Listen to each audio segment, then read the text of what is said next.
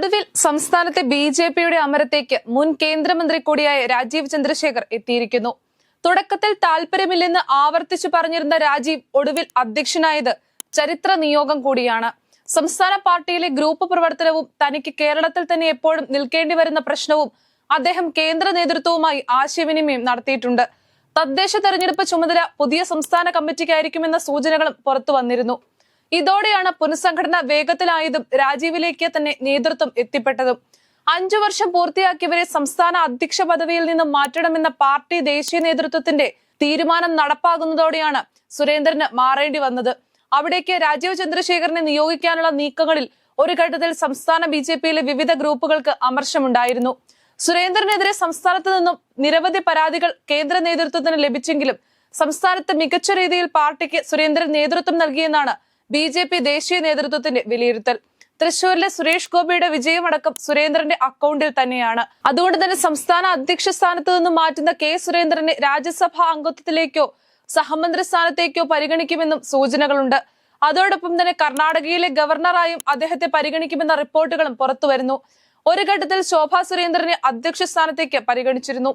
ശോഭ ഡൽഹിയിലെത്തി കേന്ദ്ര ആഭ്യന്തരമന്ത്രിയും ബി.ജെ.പിയുടെ മുതിർന്ന നേതാവും കൂടിയായ അമിത്ഷായുമായി ദീർഘനേരം കൂടിക്കാഴ്ച നടത്തിയിരുന്നു. ഇത് ശോഭയെ പരിഗണിക്കുന്നതിന്റെ തെളിവായി പലരും ഉയർത്തിക്കാട്ടുകയും ചെയ്തിരുന്നു. ലോക്സഭാ തെരഞ്ഞെടുപ്പിൽ സമാനതകളില്ലാത്ത മുന്നേറ്റമാണ് അവർ ആലപ്പുഴ മണ്ഡലത്തിൽ കാഴ്ചവെച്ചത്. പാലക്കാട് നിയോജക മണ്ഡലത്തിലേക്കുള്ള ഉപതെരഞ്ഞെടുപ്പിലും ശോഭ സുരേന്ദ്രന്റെ പേരായിരുന്നു സജീവമായി രംഗത്തുണ്ടായിരുന്നത്. കുമ്മനം രാജശേഖരനും സുരേഷ് ഗോപിയും ഉൾപ്പെടെയുള്ള നേതാക്കൾ ശോഭയ്ക്ക് വേണ്ടി നിലകൊള്ളുകയും ചെയ്തിരുന്നു. എന്നാൽ അന്തിമഘട്ടത്തിൽ കെ സുരേന്ദ്രന്റെ നിർദ്ദേശപ്രകാരമായിരുന്നു കൃഷ്ണകുമാർ സ്ഥാനാർത്ഥിയാകുന്നത്. ആ തീരുമാനമാകട്ടെ ബി.ജെ.പിക്ക് കനത്ത തിരിച്ചടി നൽകുകയും ചെയ്തു. കൃഷ്ണകുമാറിന് പകരം ശോഭ സുരേന്ദ്രനായിരുന്നു സ്ഥാനാർത്ഥിയെങ്കിൽ ബി.ജെ.പിക്ക് പാലക്കാട് അട്ടിമര വിജയം സുനിശ്ചിതമായിരുന്നു. മത്സരിച്ച മണ്ഡലങ്ങളിലെല്ലാം ശക്തമായ പോരാട്ടമാണ് ശോഭ നടത്തിയത്. ആലപ്പുഴയിലെ കെ.സി. വേണുഗോപാലിനെതിരായ പോരാട്ടവും ശോഭയ്ക്ക് പൊൻതൂവലാണ്. എല്ലാവർക്കും പൊതുവെ സ്വീകാര്യമാണെങ്കിലും അവസാന ഘട്ടത്തിൽ ശോഭയെ കേന്ദ്ര നേതൃത്വം തഴഞ്ഞതായാണ് ലഭിക്കുന്ന വിവരം. കേരളത്തിൽ പുതിയൊരു മുഖം നേതൃസ്ഥാനത്തേക്ക് വരട്ടെ എന്നായിരുന്നു ദേശീയ നേതൃത്വത്തിന്റെ നിലപാട്. എല്ലാ വിഭാഗത്തെയും ആകർഷിക്കാൻ പറ്റുന്ന ആൾ സംസ്ഥാന പ്രസിഡന്റായി വരണമെന്ന നിലപാടാണ് രാജീവ് ചന്ദ്രശേഖരന് സാധ്യതയൊരുക്കിയത്. മാറ്റം ആഗ്രഹിക്കുന്ന ഒരു തലമുറയെ സ്വാധീനിക്കാൻ കഴിയുന്ന നേതാവെന്നാണ് ബി.ജെ.പി നേതൃത്വം രാജീവ് ചന്ദ്രശേഖരന് നൽകുന്ന പരിഗണന. സാമുദായിക നേതാക്കളുമായി രാജീവ് ചന്ദ്രശേഖരനുള്ള അടുപ്പവും കേന്ദ്ര നേതൃത്വം പരിഗണിച്ചു.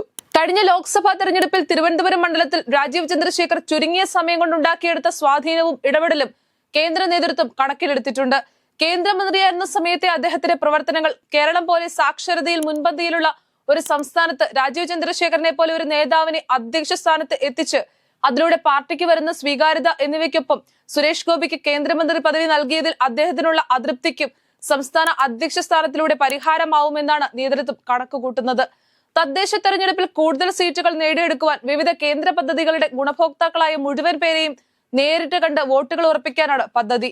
ഇക്കാര്യത്തിൽ ഉൾപ്പെടെ പൊതുജനങ്ങളുമായി കൂടുതൽ ആശയവിനിമയം നടത്താനും മികച്ച റിസൾട്ട് ഉണ്ടാക്കാനും നേരത്തെ എം.പിയും മന്ത്രിയുമായിരുന്ന രാജീവ് ചന്ദ്രശേഖരന് കഴിയുമെന്നും കേന്ദ്ര നേതൃത്വം കരുതുന്നു.